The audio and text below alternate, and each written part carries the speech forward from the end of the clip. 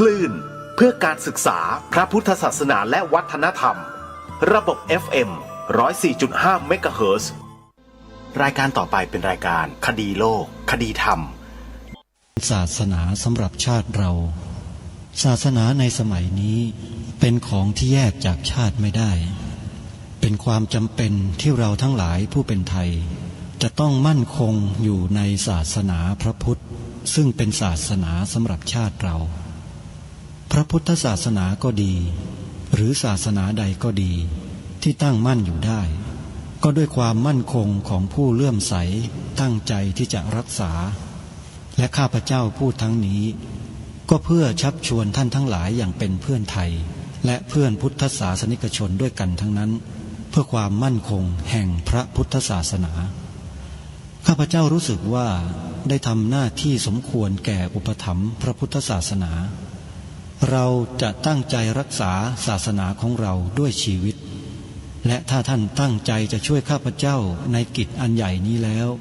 ก็จะเป็นที่พอใจข้าพเจ้าเป็นอันมากเพราะฉะนั้นเป็นหน้าที่ของเราทั้งหลายที่จะช่วยกันบำรุงรักษาพระพุทธศาสนาอย่าให้เสื่อมสูญไปการที่จะบำรุงพระพุทธศาสนาเราต้องรู้สึกก่อนว่า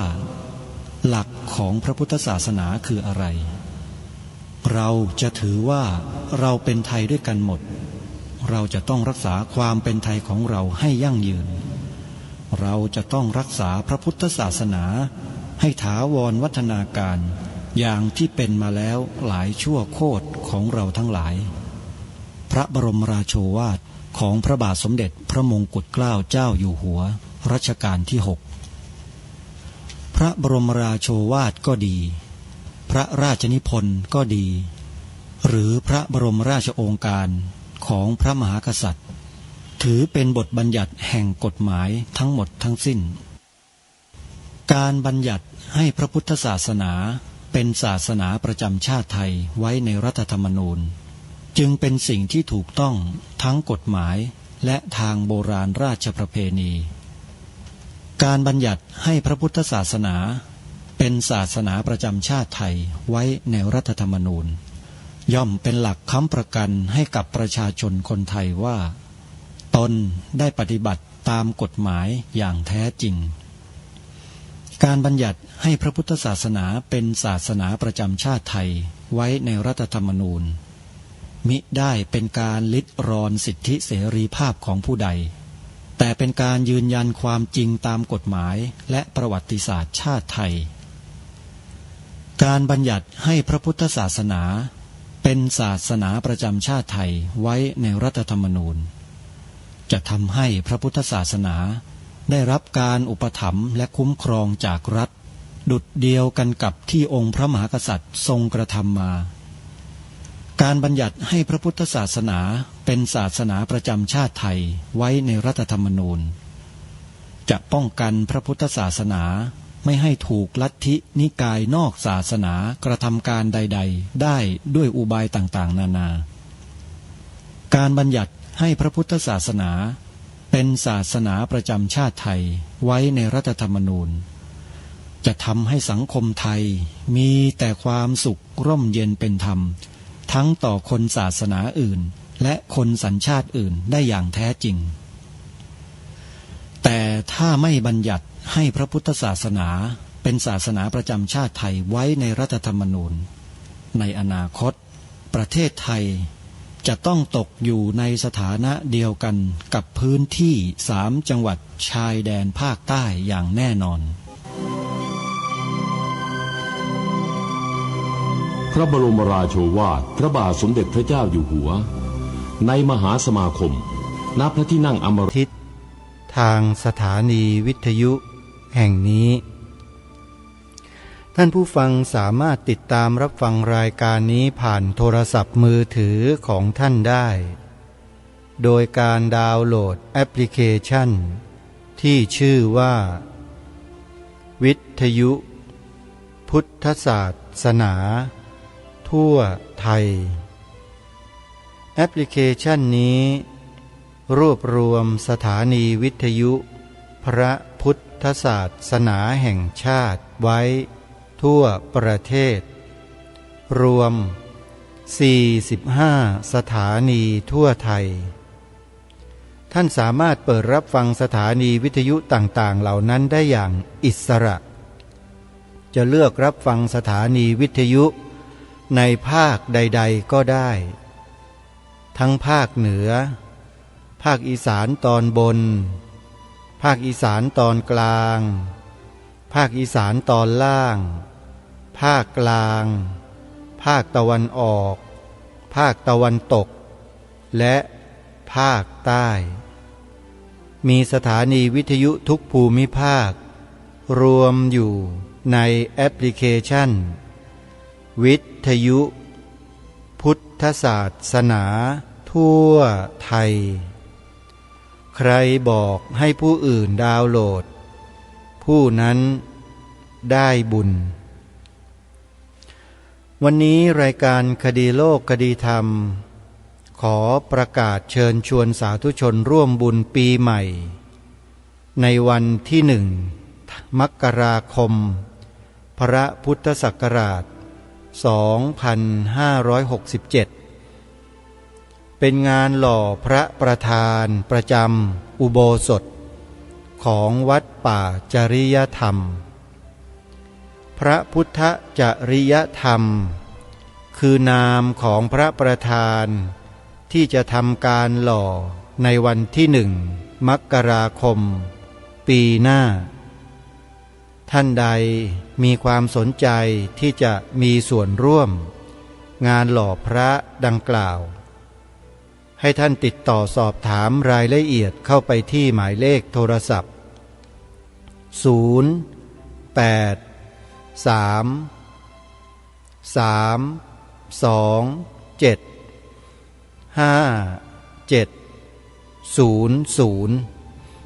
วัดป่าจริยธรรมตั้งอยู่ที่บ้านนาดอกคำตำบลนาดอกคำอำเภอนาด้วงจังหวัดเลยกำลังสร้างมหาอุโบสถหลังใหญ่ใช้พื้นที่900ตารางวาหรือ2 ไร่ 1 งานก็ขอเรียนเชิญสาธุชนมีส่วนร่วมกันอีกวัดหนึ่งกำลังสร้างอุโบสถทรงเจดีย์พุทธคยาจำลองวัดนี้อยู่ที่ตำบลสันป่ายางอำเภอแม่แตงจังหวัดเชียงใหม่นั่นก็คือวัดหนองกายวัดหนองกายนั้นกำลังสร้างอุโบสถทรงเจดีย์พุทธคยาจำลองซึ่งเป็นอุโบสถที่มีความงดงามตามศิลปะที่จำลองมาจากเจดีย์พุทธคยาที่ประเทศอินเดียถ้าใครเข้าไปในเว็บไซต์ของวัดหนองกายวัดหนองกาย .com ก็จะเห็นภาพอุโบสถจำลองดังกล่าวชัดเจนมีรูปทรงที่แปลกและสวยงามอีกแบบหนึ่งแต่ที่สำคัญก็คือว่าวัดหนองกายวัดนี้สร้างมาหลายร้อยปียังไม่เคยมีอุโบสถเลยครั้งนี้จะเป็นครั้งแรกในการจัดสร้างอุโบสถให้สำเร็จจึงขอเรียนเชิญเจริญพรสาธุชนท่านใดที่ต้องการมีส่วนร่วมโทรศัพท์ติดต่อสอบถามโดยตรงที่หมายเลข081-765-6469หรือ0838923642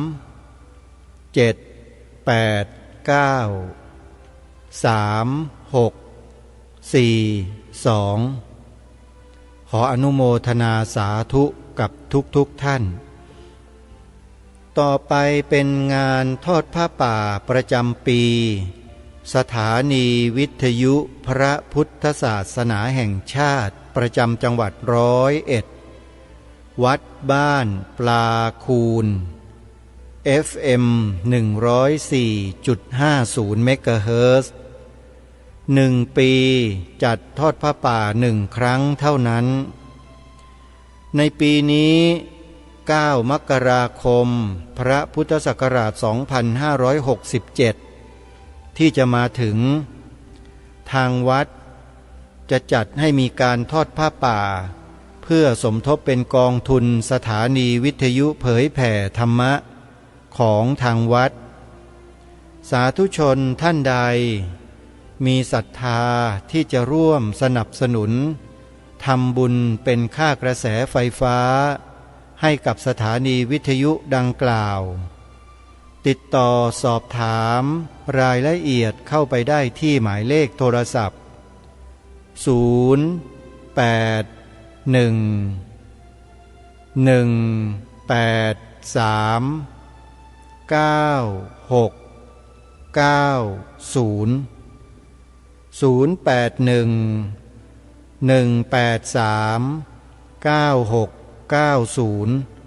วัดบ้านปลาคูนตำบลท่าหาดยาวอำเภอโพนทรายจังหวัด101เชิญชวนสาธุชนร่วมบุญกันนะโยมนะที่วัดฝายหินตำบลสุเทพอำเภอเมืองจังหวัดเชียงใหม่ท่านอาจารย์พระครูสมุวิสุวัตวรกิจโจท่านก็รักงานเผยแผ่พระพุทธศาสนาอย่างยิ่งปัจจุบันท่านดำรงตำแหน่งเป็นเจ้าอาวาสวัดฝายหินท่านยังคงทำหน้าที่อย่างต่อเนื่องแล้วมีน้ำจิตน้ำใจต่อเพื่อนสหธรรมิกที่อยู่ในจังหวัดเชียงใหม่และจังหวัดใกล้เคียงเสมอมาเมื่อถึงโอกาสถึงเวลาที่ทางวัดฝายหินจะจัดกิจกรรมใดๆก็ตามขอเรียนเชิญเจริญพรญาติโยมสาธุชนคนเมืองทุกท่านทุกคน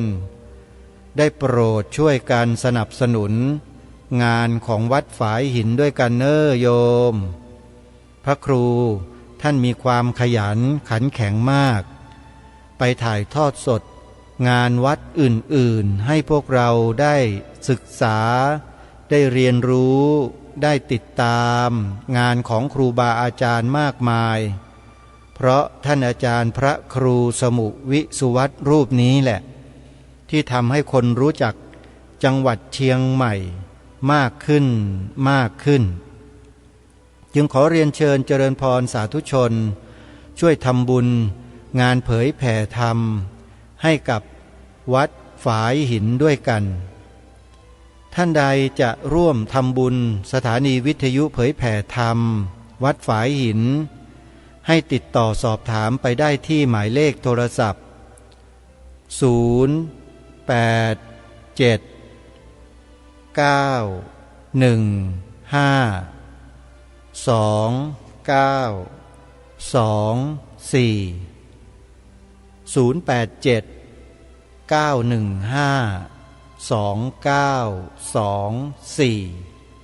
ัดฝายหินอีกวัดหนึ่งที่ทำงานเผยแผ่ธรรมโดยความรับผิดชอบและมีวินัยมีความตั้งใจขยันขันแข็งอย่างมากเป็นครูบาอาจารย์รูปหนึ่งที่อาตมาภาพให้ความเคารพนั่นก็คือหลวงพ่อพระครูสุวรรณวิจิตรเจ้าอาวาสวัดสามชุกตำบลสามชุกอำเภอสามชุกจังหวัดสุพรรณบุรีปัจจุบันท่านออกอากาศทางสถานีวิทยุคลื่น FM 100.25 เมกะเฮิรตซ์ประจำจังหวัดสุพรรณบุรีสาธุชนที่จะร่วมสนับสนุนทำบุญกับหลวงพ่อสามารถโทรศัพท์เข้าไปร่วมบุญได้ที่หมายเลข089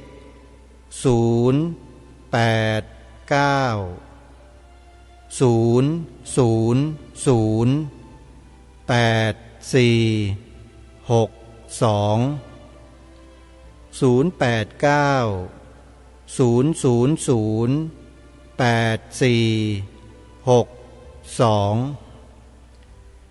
อีกวัดหนึ่งที่ทำงานเผยแผ่ธรรมอยู่ที่จังหวัดกาฬสินธุ์แล้วท่านเองก็จัดรายการสดทุกวันไม่เคยขาดยกเว้นออกต่างจังหวัดท่านก็จะเปิดเทปออกอากาศวัดนี้มีความตั้งใจทำงานการศึกษาภายในวัดด้วยทำงานเผยแผ่ธรรมทางสถานีวิทยุด้วยจึงขอเรียนเชิญเจริญพรญาติโยมพี่น้องชาวจังหวัดกาฬสินธุ์ทุกท่านทุกคนเด้ออย่าลืมสนับสนุนท่านอาจารย์พระครูวัดอารามมงคลนะโยมนะวัดอารามมงคลนี้ตั้งอยู่ที่ตำบลยางตลาดอำเภอยางตลาดจังหวัดกาฬสินธุ์ออกอากาศตลอด24ชั่วโมงที่คลื่น FM 89 เมกะเฮิรตซ์ท่านใดที่จะร่วมสมทบเป็นกองทุนสนับสนุนงานเผยแผ่ธรรมกับวัดอารามมงคลติดต่อสอบถามรายละเอียดไปได้ที่หมายเลขโทรศัพท์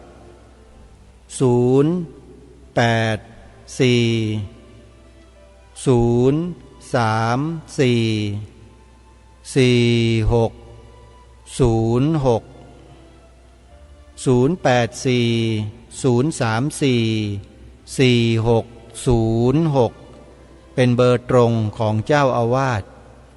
ขออนุโมทนาบุญกับสาธุชนทุกท่านนะโยมนะร่วมด้วยช่วยกัน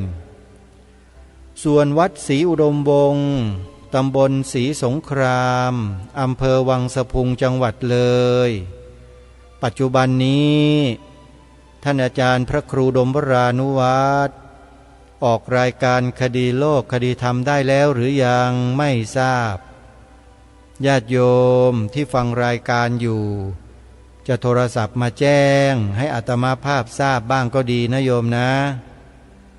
ส่วนงานสร้างอุโบสถทองค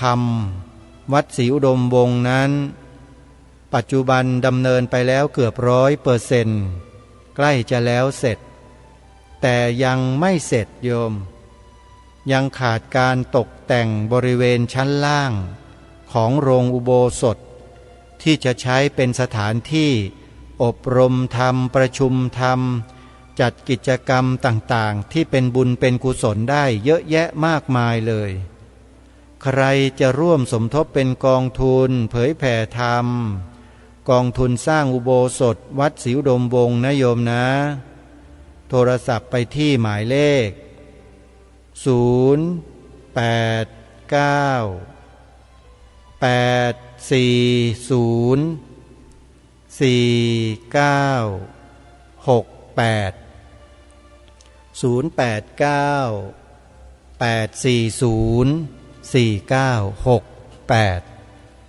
และนี่ก็เป็นข่าวงานบุญงานกุศลให้พวกเราได้มีส่วนร่วมกับครูบาอาจารย์ของเราทีนี้มาเข้าเรื่องของรายการคดีโลกคดีธรรมที่ค้างไว้นั่นก็คือบทความของท่านเจ้าประคุณสมเด็จพระพุทธโฆษาจารย์ปอ.ประยุตโตที่ท่านมาฉายให้เห็นถึงปัญหาการศึกษาของคณะสงฆ์ที่รอทางออกมีประเด็นทั้งหมด7ประเด็น7ด้านที่ท่านเจ้าประคุณสมเด็จท่านได้เขียนเอาไว้ทางวัดยานเวศสักวันนำมาเผยแพร่ในเว็บไซต์ของวัดเราได้ฟังไป4ด้านแล้วไม่ว่าจะเป็นด้านที่1ที่เกี่ยวกับระบบการศึกษาด้านที่2การบริหารและการดำเนินงานด้านที่3ผู้รับการศึกษาหรือนักเรียนด้านที่4ด้านคุณภาพและสำฤทธิผลเราได้ฟังมาทั้ง4ด้านแล้วเหลืออีก3ด้านคือด้านที่5ด้านที่6ด้านที่7เจ้าประคุณสมเด็จ ท่านได้นำด้านที่5 6 7อะไรมานำเสนอให้พวกเราได้มองเห็นแล้วหาทางออกร่วมกันเดี๋ยวเราไปติดตามรับฟังพร้อมกันด้านที่5ด้านนโยบายและขอบเขตของการบริการศาสนศึกษาในระยะเวลาประมาณ1 ศตวรรษนับแต่การศึกษาสำหรับทวยราชได้แยกออกไปจากวัดแล้วนั้นกล่าวได้ว่าการศึกษาของคณะสงฆ์ได้มีนโยบายและขอบเขตของการบริการจำกัดแคบลงเป็นอันมากโดยมุ่งให้การศึกษาอบรมแก่บุคคลที่อยู่ในวงในของพระศาสนาอยู่แล้วอันได้แก่พระภิกษุสามเณรและเน้นการศึกษาเพื่อการดำเนินชีวิตภายในวัดหรือชีวิตเกี่ยวกับวัดเป็นสำคัญบุคคลบางประเภทที่ควรอยู่ในข่ายจึงขาดประโยชน์บางอย่างที่พึ่งได้โดยเฉพาะที่ควรกล่าวถึงในที่นี้คือ 5.1 ในปี11มีชายหนุ่มบวชชั่วคราวตามประเพณีประมาณ 70,000 คนชายหนุ่มเหล่านี้เป็นพระภิกษุอยู่ในวัดประมาณ3 เดือนก็ลาสิกขากลับไปดำเนินชีวิตอยู่ในสังคมคฤหัสถ์ตามเดิมแต่พระภิกษุชั่วคราวเหล่านี้จำนวนมากไม่มีโอกาสเรียนรู้พระพุทธศาสนาอย่างเพียงพอและถึงแม้ได้เรียนก็ต้องเรียนในชั้นเรียนและวิชาเดียวกันกับผู้ที่จะบวชอยู่ในระยะยาวขาดการเรียนรู้ในแง่ที่จะให้มองเห็นคุณค่าและความหมายที่จะนำไปใช้ดำเนินชีวิตภายในและเพื่อประโยชน์แก่สังคมปัจจุบันยิ่งกว่านั้นปัจจุบันนี้ระบบการบวชชั่วคราวนิยมตัดให้สั้นลงอีกเป็น1 เดือนครึ่งเดือนหรือแม้แต่สัปดาห์เดียวผู้บวชชั่วคราวจำนวนไม่น้อยจึงไม่ได้เล่าเรียนอะไรเลยเพราะไม่มีหลักสูตรพิเศษระยะสั้นไว้ให้เว้นแต่บางวัดที่ให้ความเอาใจใส่เป็นพิเศษและมีความสามารถจัดทำแต่ก็เป็นเรื่องจำเพาะของสำนักนั้นๆเท่านั้น 5.2 สมาชิกสำคัญส่วนหนึ่งของวัดคือศิษย์วัดซึ่งทั่วประเทศปัจจุบันมีจำนวนมากมายประมาณ 120,000 คนแต่มักถูกมองข้ามเพราะศิษย์วัดหรือเด็กวัดเหล่านี้เป็นนักศึกษาและนักเรียนในระบบการศึกษาของรัฐคณะสงฆ์จึงเห็นว่าอยู่นอกวงความรับผิดชอบในทางการศึกษาและไม่ได้วางนโยบายหลักการตลอดจนหลักสูตรเกี่ยวกับการศึกษาของศิษย์วัดไว้ทำให้คนวัดส่วนนี้จำนวนมากพลาดโอกาสที่จะได้เรียนรู้พระพุทธศาสนาไม่ได้ประโยชน์จากวัดและไม่เป็นประโยชน์แก่วัดเท่าที่ควรวัดกลายเป็นเพียงที่อยู่อาศัยหรือหอพักนักศึกษาเป็นการสูญเสียประโยชน์ที่พึงได้ทั้งแก่บุคคลแก่พระศาสนาและแก่สังคมอันนี้ก็เป็นด้านที่5ที่ท่านเจ้าประคุณสมเด็จท่านได้ชี้ให้พวกเราได้เห็นภาพกันชัดเจนว่าปัญหาในด้านดังกล่าวที่เกี่ยวกับนโยบายและขอบเขตการศึกษาการบริการศึกษานั้นแคบมากต่อไปมาดูด้านที่6ด้านที่เกี่ยวข้องกับรัฐกอไก่ในระยะเวลาที่ผ่านมา ตั้งแต่รัฐแยกการศึกษาสำหรับทวยราชหรือการศึกษาสำหรับมวลชนออกจากวัดไปจัดตามแบบแผนอย่างสมัยใหม่แล้วจนบัดนี้รัฐยังไม่สามารถจัดการศึกษาให้ทั่วถึงตามเป้าหมายและไม่สามารถแก้ปัญหาความไม่เสมอภาคทางการศึกษาให้สำเร็จได้ตลอดระยะเวลาทั้งนี้การศึกษาของคณะสงฆ์ก็ได้แปรบทบาทมาเป็นช่องทางสำหรับชาวชนบทผู้ยากจนที่จะมีโอกาสได้รับการศึกษาเป็นเหตุให้พระภิกษุสามเณรส่วนมากในปัจจุบันแม้แต่ในกรุงเทพเป็นชาวชนบทสภาพนี้ก่อให้เกิดผลทั้งทางดีและทางเสียคือ 1. อำนวยประโยชน์แก่รัฐช่วยผ่อนคลายปัญหาสังคมเกี่ยวกับความไม่เสมอภาคทางการศึกษาและเป็นเครื่องประสานชาวชนบทไว้ให้ผูกพันกับสังคมไทยส่วนรวมด้วยการเสริมสร้างความหวังเกี่ยวกับอนาคตของบุตรหลานและความเจริญก้าวหน้าในสังคม 2. บั่นทอนกำลังของคณะสงฆ์ให้อ่อนแอลงไปในเมื่อการศึกษาของคณะสงฆ์กลายเป็นเพียงทางผ่านและกำลังคนที่คณะสงฆ์ผลิตขึ้นกลายออกไปเป็นกำลังของรัฐเสียเป็นส่วนใหญ่ขอไข่เมื่อรัฐกับเอาระบบการศึกษาแบบตะวันตกเข้ามา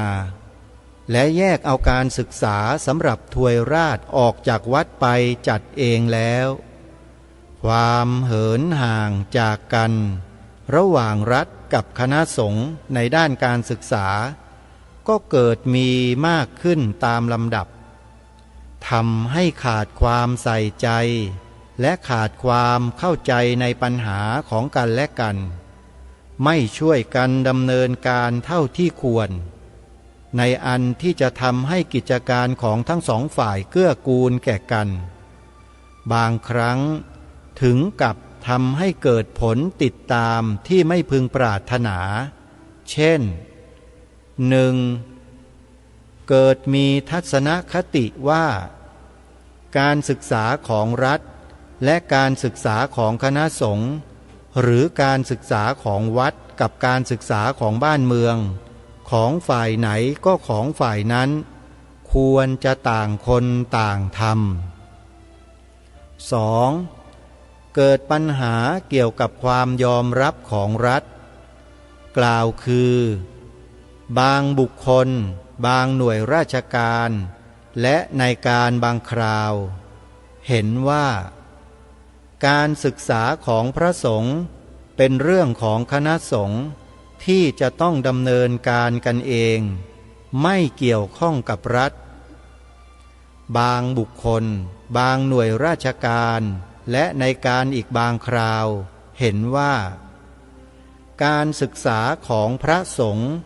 ก็เป็นกิจการส่วนหนึ่งในรัฐที่เป็นอันหนึ่งอันเดียวจะต้องได้รับรองจากรัฐการศึกษาของพระสงฆ์แบบนั้นแบบนี้เถื่อนไม่ถูกต้องตามกฎหมายจากนี้ก็เกิดความลักลั่นการศึกษาบางอย่างของคณะสงฆ์รัฐรับรองบางอย่างดำเนินอยู่ได้โดยรัฐไม่ได้รับรองหรือแม้แต่รับรู้นี่ก็เป็นปัญหาในด้านที่ 6คือด้านที่เกี่ยวข้องกับรัฐเหินห่างแล้วก็มองต่างว่าการศึกษาคณะสงฆ์นั้นไม่ได้มีส่วนเกี่ยวข้องอะไรกับการศึกษาในส่วนของรัฐเลยนี่แหละคือปัญหาที่ท่านได้ชี้ให้เราเห็นกันต่อมาดูข้อที่ 7ด้านที่ 7ด้านความสัมพันธ์กับประชาชนคณะสงฆ์เป็นสถาบันสังคมที่เกี่ยวข้องกับประชาชนมากที่สุดสถาบันหนึ่ง และดำรงตนอยู่ได้ด้วยอาศัยความอุปถัมภ์ที่เกิดจากศรัทธาของประชาชนแต่ในปัจจุบันสภาพความสัมพันธ์ระหว่างพระศาสนากับประชาชนหันเหไปในทางที่ไม่สู้จะเกื้อกูลแก่ศาสนกิจด้านการศึกษาเพราะสังคมส่วนใหญ่มักสนใจและแสดงความต้องการต่อพระศาสนาเพียงขั้นศาสนวัตถุและศาสนพิธีไม่สู้สนใจหรือนึกถึงศาสนศึกษาและพระสงฆ์ส่วนใหญ่ก็ดูจะโน้มไปในแนวทางเดียวกันเช่นนั้นจนเป็นเหตุให้ความเข้าใจในความหมายของการดำรงศาสนาและรักษาวัดจำกัดแคบลงโดยมักมองกันเพียงแค่การดำรงรักษาเสนาสนะบูรณะปฏิสังขรณ์สิ่งก่อสร้างต่างๆเมื่อความเข้าใจและความสนใจหันเหออกไปแล้วการแสวงหาทุนและการใช้ทุนก็หันเหออกไปด้วยทุนส่วนใหญ่ของวัดจึงถูกใช้ไปในทางงานก่อสร้างบูรณะปฏิสังขรณ์ไม่เป็นไปเพื่อส่งเสริมสนับสนุนศาสนศึกษานี่คือปัญหาและทางออกทั้ง7ด้านที่ท่านเจ้าประคุณสมเด็จพระพุทธโฆษาจารย์ปอ.ประยุตโตท่านได้เขียนไว้ได้บันทึกไว้แล้วมีผู้นำมาเผยแพร่อยู่ในเว็บไซต์ของวัดยานเวศสักวันท่านสาธุชนผู้ฟังที่ติดตามรับฟังอยู่ในขณะนี้ท่านคงมองเห็นตามที่ท่านเจ้าประคุณสมเด็จท่านได้กล่าวไว้ว่าปัญหาของพระพุทธศาสนาของเราในภาพรวมก็เป็นมาตามที่ท่านเจ้าประคุณสมเด็จได้กล่าวมาทั้งหมดมันคือปัญหาที่เกิดขึ้นจากแนวความคิดของคนและการกระทำของคนรวมถึงคำพูดของคนด้วยเรียกว่าครบทั้ง3 ทวารเลยกายกรรมวจีกรรมมโนกรรมการจะแก้ปัญหาและหาทางออกได้ก็ต้องปรับที่กายกรรมวจีกรรมมโนกรรมดังกล่าวนี่แหละทำอย่างไรล่ะประชุมปรึกษาหารือทำข้อตกลงกันแล้วก็ทำเป็นกฎหมายทำเป็นกฎระเบียบทำเป็นแบบแผนต่างๆขึ้นมาแล้วก็บูรณาการไปโดยลำดับซึ่งในปัจจุบันนี้ถ้าเราติดตามผลความคืบหน้าของการแก้ไขปัญหาทางด้านการศึกษาของคณะสงฆ์แล้วเนี่ยอาตมาภาพเองมีความรู้สึกว่าคณะสงฆ์มีการตื่นตัวในเรื่องการศึกษาของสงฆ์เนี่ยมากยิ่งขึ้นแล้วก็ยังเผื่อแผ่ไปยังผู้คนที่อยู่ในสังคมรอบนอกของวัดวาอารามกล่าวคือประชาชนทั่วไปได้อย่างกว้างขวางเพิ่มขึ้นด้วยดูได้จาก2 ส่วนงานที่ถือว่าเกี่ยวเนื่องอยู่กับคณะสงฆ์ได้ส่งบุคลากรไปสอนศีลธรรมในโรงเรียนเป็นจำนวนมากถึง 30,000 กว่ารูปในปัจจุบันแต่ยังไม่พอเราต้องการประมาณ 50,000 รูปทาง2 มหาวิทยาลัยก็ยังเปิดรับสมัครอย่างต่อเนื่องนะใครที่สนใจก็นิมนต์นะครับครูบาอาจารย์ที่จบนักธรรมเอกแล้วยิ่งดีครับจะได้ไปพัฒนาในการเรียนการสอนในชั้นเรียนให้กับเด็กเยาวชนตามโรงเรียนต่างๆกับโครงการครูพระสอนศีลธรรมในโรงเรียนของทั้ง2 มหาวิทยาลัยก็คือมหาวิทยาลัยมหาจุฬาลงกรณราชวิทยาลัยและมหาวิทยาลัยมหามกุฏราชวิทยาลัย2 แห่งกำลังที่จะขับเคลื่อนงานการศึกษาด้านพระพุทธศาสนาให้แก่ประชาชนโดยทั่วไปอย่างแข็งขันซึ่งแตกต่างจากที่ผ่านมามากสิ่งที่เราได้สดับรับฟังจากท่านเจ้าประคุณสมเด็จพระพุทธโฆษาจารย์นี้ ท่านน่าจะปรารภและพูดไว้นานแล้วก็มีผู้คนที่เกี่ยวข้องกับระบบการศึกษาของคณะสงฆ์เนี่ยไปหยิบมาไปนำมาวิเคราะห์สังเคราะห์แล้วก็พิจารณาถึงปัญหาที่ท่านได้ชี้เอาไว้แล้วก็ค่อยๆปรับค่อยๆแก้ไปทีละเล็กทีละน้อยทีละเล็กทีละน้อยจนถึงปัจจุบันเริ่มเป็นรูปธรรมมากยิ่งขึ้นนี่คือสิ่งที่มีการปรับเปลี่ยนในปัจจุบันถามว่าพอเพียงไหมไม่พอการศึกษาพระพุทธศาสนานั้นไม่มีวันเพียงพอและไม่พอเพียงยิ่งมากยิ่งดียิ่งเยอะยิ่งดีเพราะการศึกษาหลักธรรมคำสอนในทางพระพุทธศาสนานี้มีแต่ประโยชน์โดยส่วนเดียว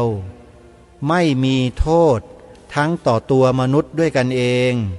ต่อสังคมมนุษย์ต่อสังคมของสรรพสิ่งทั้งหลายทั้งปวงทั้งที่เป็นสังหาริมทรัพย์อสังหาริมทรัพย์ทั้งที่เป็นวิญญาณกะทรัพย์อวิญญาณกะทรัพย์ทั้งหลายทั้งปวงหมดเลยการศึกษาเรียนรู้คำสอนของพระสัมมาสัมพุทธเจ้านั้นจึงมีประโยชน์มีคุณค่าต่อโลกใบนี้จริงแต่ที่ยังเป็นปัญหาอยู่ไม่ใช่คำสอนของพระพุทธเจ้าแต่เป็นแนวความคิดของคนบางคนบางกลุ่มบางพวกที่ยังไม่ยอมรับปัญหาก็คือจะทำอย่างไรให้คนเหล่านั้นเนี่ยยอมรับโดยเฉพาะคนที่ถืออำนาจรัฐให้ยอมรับข้อนี้นี่แหละคือความท้าทายของคนในยุคปัจจุบันว่าเราจะสามารถชี้แจงอธิบายขยายความทำความเข้าใจให้แก่ผู้ที่ถืออำนาจรัฐเนี่ยเข้าใจสิ่งนี้ให้ถูกต้องตรงกันได้หรือไม่เพื่อประโยชน์สูงสุดของสังคมประเทศชาติบ้านเมืองและโลกของเราทั้งโลกสงครามมันก็จะไม่มีวันจะเกิดขึ้นอีกตลอดกาลเลยถ้านำหลักพุทธธรรมนี้ไปบูรณาการระบบการศึกษาของโลกให้มันหมดทั้งโลกเนี่ยสงครามจบไม่มีเหลือเลยเพราะคำสอนของพระสัมมาสัมพุทธเจ้านั้นปราศจากคำสอนที่ให้เบียดเบียนกันไม่มีแม้แต่นิดเดียวมีแต่ให้เมตตากรุณามุทิตาอุเบกขาตรงตามสภาวะที่เป็นจริงบางลัทธิบางนิกายศาสนาเนี่ยสอนเรื่องเมตตาตรงกันข้ามกับพระพุทธเจ้าเลยนะโยมรู้ไหมเขาสอนกันยังไงบางลัทธินิกายศาสนาน่ะเขาสอนว่าเจ้าจงเมตตาศัตรูด้วยการเงื้อดาบฟันลงไปที่คอศัตรูเสียเป็นการส่งให้เขาไปอยู่กับพระผู้เป็นเจ้านี่คือความเมตตาของบางลัทธินิกายศาสนาเพราะฉะนั้นคำพูดของใครบางคนบางกลุ่มบางพวกที่พูดพล่อยๆว่าศาสนาทุกศาสนาสอนให้คนเป็นคนดีเหมือนกันเนี่ยเราอย่าไปเชื่อนะโยมมันไม่เหมือนกันเลยฮะอย่างที่ยกตัวอย่างเมื่อสักครู่นี้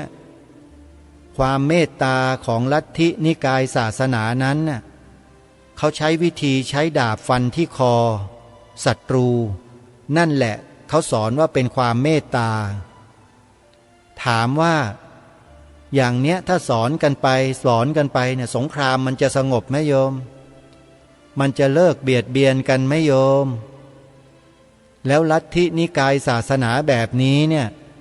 ควรส่งเสริมควรยกย่องควรสนับสนุนไหมโยมพูดแบบนี้หาว่าอาตมาภาพพูดการเมืองอีกไหมโยมความจริงเราก็ไม่ยอมรับกัน นะเมื่อไม่ยอมรับไม่พอ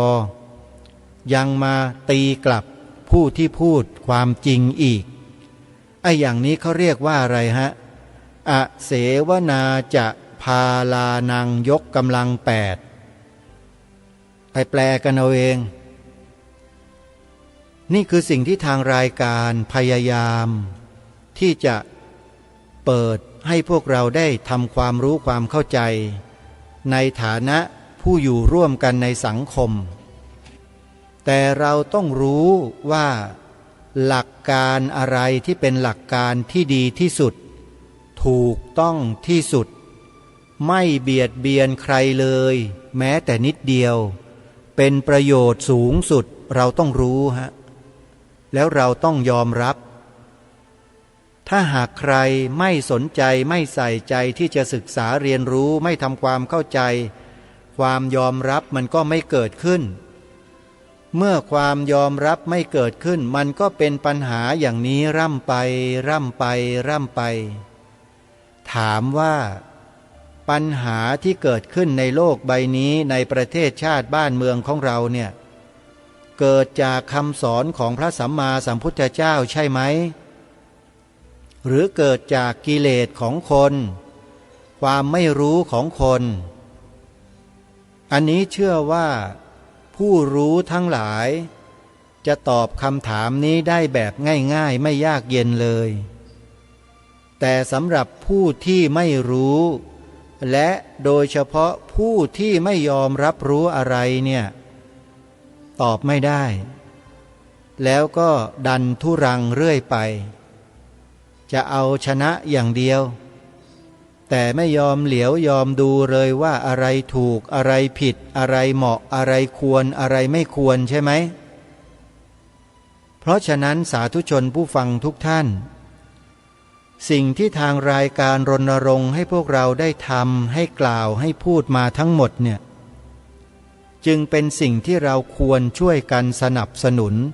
ส่งเสริมรณรงค์ให้เกิดมีขึ้นให้มากที่สุดกว้างขวางที่สุดเร็วที่สุดถ้าเราไม่ทำใครจะทำล่ะจริงไม่จริงท่านผู้ฟังนี่แหละคือสิ่งที่รอทุกท่านอยู่รออยู่เพียงเท่านี้แหละไม่ได้รออะไรเลยรอให้พวกเราร่วมใจร่วมแรงกันทำไปเถอะไม่ผิดคำพูดที่ให้กล่าวให้พูดกันว่าพระพุทธศาสนาเป็นศาสนาประจำชาติไทยของเราเนี่ยไม่ผิดเป็นมหามงคลอันสูงสุดเป็นสิ่งที่ดีที่สุดถ้าใครคัดค้านใครไม่เห็นด้วยใครปฏิเสธคนเหล่านั้นเป็นคนเช่นไรทุกท่านก็พิจารณากันเองข้อความที่สองที่ให้พวกเราช่วยกันรณรงค์ช่วยกันกล่าวช่วยกันพูดให้ถูกต้องตรงกันคือสีขาวในธงชาติไทยหมายถึงพระพุทธศาสนาเท่านั้นแล้วก็ให้ท่องจำบทพระราชนิพนธ์ความหมายธงไตรรงค์ขององค์พระบาทสมเด็จพระมงกุฎเกล้าเจ้าอยู่หัวให้ได้โดยทั่วกันด้วยถ้าไม่ได้ทั้งหมดขอให้ได้แค่สีขาวอย่างเดียวได้ไหมพระองค์ทรงมีพระราชนิพนธ์สีขาวในธงไตรรงค์ไว้ว่าขาวคือบริสุทธิ์สีสวัสดิ์หมายพระไตรรัตน์และธรรมะคุ้มจิตไทยจะแปลเป็นอย่างอื่นไม่ได้นอกจากพระพุทธศาสนาอย่างเดียวเท่านั้นใครไปตีความเป็นอื่นคนเช่นนั้นเป็นคนเช่นไรท่านก็ในพิจารณากันดูขอฝากไว้ท่านผู้ฟังจบลงตรงนี้ส่วนบทความของท่านเจ้าประคุณสมเด็จนั้นยังมีให้พวกเราได้สดับรับฟังกันต่อในวันพรุ่งนี้ หลังจากที่ท่านเจ้าประคุณสมเด็จได้ชี้ให้เห็นถึงด้านต่างๆที่เป็นปัญหาแล้วก็ให้ทางออกไว้แล้วนั้นเดี๋ยวเราจะมาติดตามรับฟังกันในเนื้อหาต่อไปในวันพรุ่งนี้สำหรับวันนี้เวลาของรายการหมดลงแล้วต้องขอสมมุติยุติไว้แต่เพียงเท่านี้พบกับรายการได้ใหม่ในวันต่อไปขอความสุขความสวัสดีในธรรมแห่งองค์สมเด็จพระบรมศาสดาสัมมาสัมพุทธเจ้าจงปรากฏเกิดมีขึ้นในจิตใจของท่านผู้ฟังทุกท่านทุกคนเทินขอเจริญพรไม่สู้ก็เสียไม่เคลียร์ก็สิ้นแผ่นดินจะอยู่เราจึงต้องสู้เพื่อไว้ศักดิ์ศรีนิสัยไทยนั้นไม่คิดราวีหรือว่าต่อตีระรานผู้ใดต้องสู้เท่านั้นเพื่อบ้านเมืองสุขป้องทุกภัยนั้นบรรพชนพันมีเลือดหลั่งไหลควานทองเล่มนี้ของเรานี่ไงหลายชาติอยากได้เอาไปครอบครองแต่มันต้องพายทุกรายไปหมดเพราะไทยปรากฏยึดเหนี่ยวปรองดอง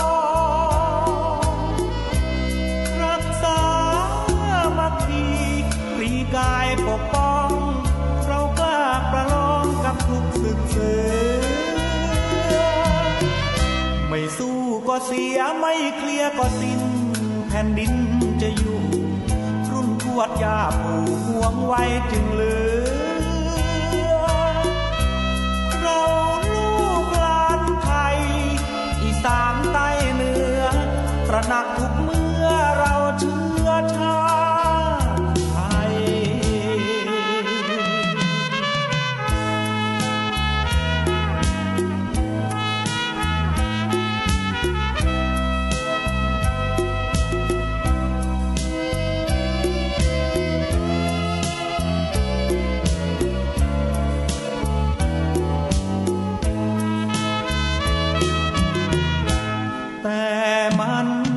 ต้องพายทุกรายไปหมด